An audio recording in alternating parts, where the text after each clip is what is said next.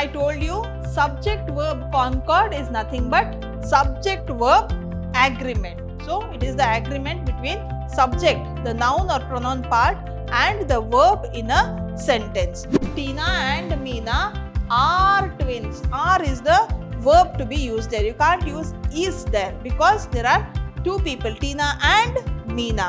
In English sentence, there will be other words in between subject and verb.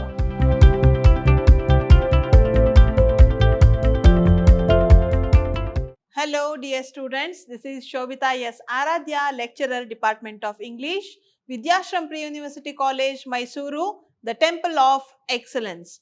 Welcome to you all. Today we will be discussing the subject-verb concord. What is this subject-verb concord? What is a subject and what is verb? What is this concord?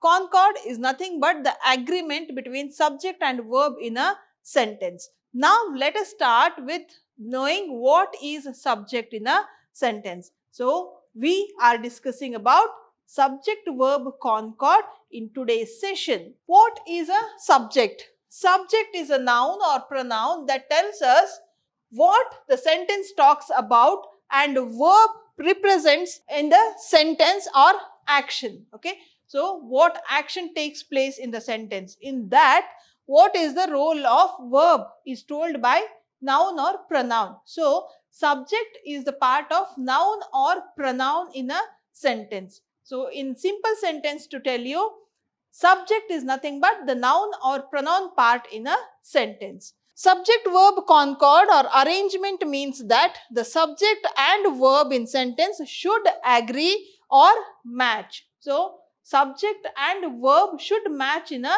sentence. Otherwise, it is not a proper sentence and it will be difficult for the receiver, to the listener to understand what is the idea of the speaker.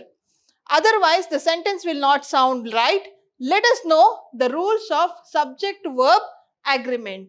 I told you subject-verb concord is nothing but subject-verb agreement. So, it is the agreement between subject, the noun or pronoun part, and the verb in a sentence. So, let us see how it works. What are the rules to be followed? What are the conditions applied?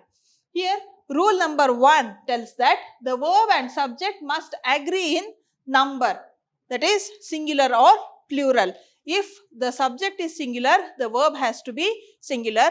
If the subject is plural, the verb has to be plural. So, this agreement must be there between subject and the verb.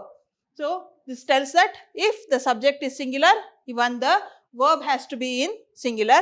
If the subject is in plural, the verb also has to be in plural. Example, she plays tennis.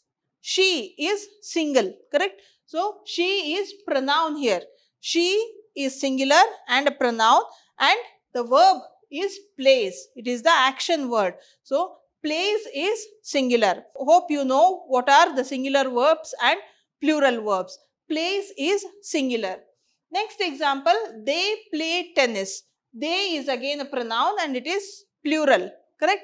So, play is the plural form of verb for play, okay? So, this is how subject and verb has to agree or they need to match or to make proper sentence. Basic rule for subject-verb agreement is that a singular subject needs a singular verb and a plural subject needs a plural verb. Here is a box to tell you which are singular and plural. So, you must be knowing first person, second person and third person. In English, I and we are first person. So, they speak directly. So, they are first person. You, singular you and plural you are second person. Though singular you is there, you is considered as plural only. Then third person, he, she, it, they. Okay, he, she, it is singular, they is plural. Okay, so this is the box which you always need to remember. Singular, plural, first person, second person and third person. So, if I am adding play as the word or verb to the first person, second person and third person pronouns, how it is used? Let me show you. Singular, first person, I play. Singular, second person, you play. Singular, third person, he, she, it plays. Okay. Then plural, first person, we play. Plural, second person, you play. Plural, third person, they play. So, plays is singular, play is plural. Okay. So, this you always need to remember to learn subject verb concord. Next, rule number 2. What is rule number 2?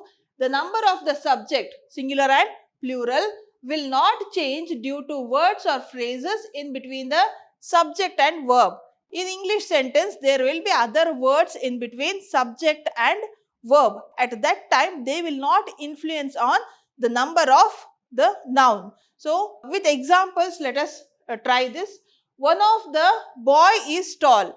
Here, whenever one among the group comes, you should add s or plural.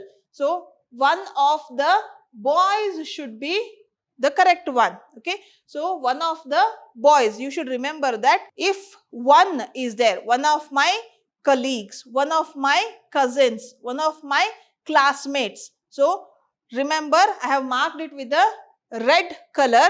This should be plural. One of the boys is tall. Though this is plural, boys is plural, we are using is. Is singular. Why we are using?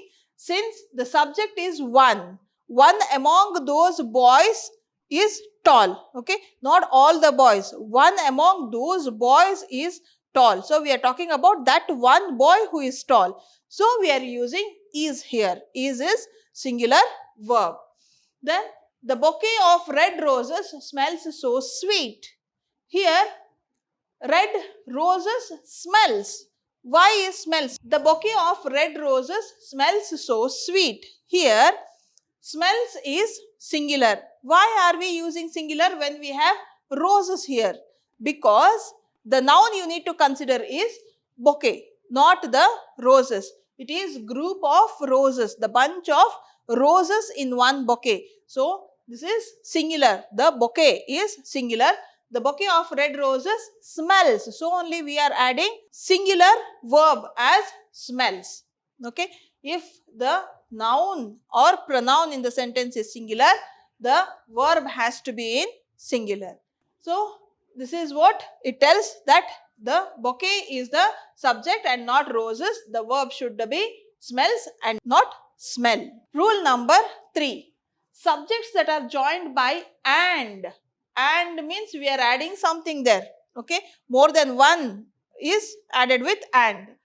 In a sentence, use a plural verb. If there is and in the sentence, at that time, we need to add a plural verb. Subjects that are joined by either or, neither nor, use a singular verb. So, whichever subjects has either or, which are joined with either or neither nor, use a singular. Why this either or neither nor take singular verb? Because neither means not even that, not this. It is negative notion. Either this or that. When we are telling this or that, we use either or. When we are telling not even this, not that, we are using neither nor. So, we are subjecting to one subject. So, we need to use the singular verb. Let us see the example. Tina and Meena are twins. So, here Tina and Meena, two people are there. Tina is one, Meena is the other one. It is added with and. Okay. So, Tina and Meena are twins. Are is the verb to be used there. You can't use is there because there are two people, Tina and Meena. Then, see this example for neither nor. Neither Tina nor Meena is short. So, what does it tell? That Tina is also not short, Meena is also not short. So, neither nor is used. What was the condition here? If either or, neither nor is used, we should use singular verb. So, is singular. That is why is used here. Then, my uncle or cousin is arriving today. It can be either uncle or cousin. So, only my uncle or, either is not there, only or is used here. My uncle, either uncle or cousin is arriving. One of them will arrive, correct? So the verb is used here. Okay. Next, rule number 4. A verb in a sentence containing or, either or, neither nor agrees with the noun or pronoun closest to it. So, what if there are two noun or pronoun in a sentence and there is either or, neither nor or? At that time, we need to consider the noun or pronoun which is closest to this word, either or, neither nor or. Let us start with the example. Neither sandals nor the veil matches the dress. So, which is closest to the words nor here, veil is closest. So, we are using the verb matches. Matches is in singular. Okay. Another example, neither the bag nor the shoes match the dress. So, which is closest to nor? Shoes is closest to nor. So, we are using match, means shoes is pair of shoes. There are two. Shoes is always used as plural. Two shoes are called as pair of shoes, correct? So, as it is plural, we are using the plural verb match here. Next, rule number 5. When the subject is followed by words such as well as, along with, besides, not, etc., ignore them and use a singular verb if the subject is singular. What if these words come? As well as, along with, besides, not. If these words come in a sentence, what we need to do is ignore them and use a singular verb if the subject is singular. We need not worry about these words. What we have to see is the subject has to be singular. If the subject is singular, we will use singular verb. Example, Raj as well as Ram will be arriving today. So, Raj is one individual, Ram is other individual. So, only to tell that these two individuals are coming, this as well as is used. So, at that time, what we should do? We should use the singular verb, arriving. Arrives is plural, arriving is singular. Seema along with her mother is going to market. So, Seema is one individual, her mother is another individual. Okay. So, along with is the word used here, along is used. What we have to do in such conditions, we need to take as singular, Seema as singular. We'll consider Seema as singular and use the verb is. Okay. Hope you understood this rule. Next, rule number 6. In sentences that begin with here, there, the true subject usually follows verb.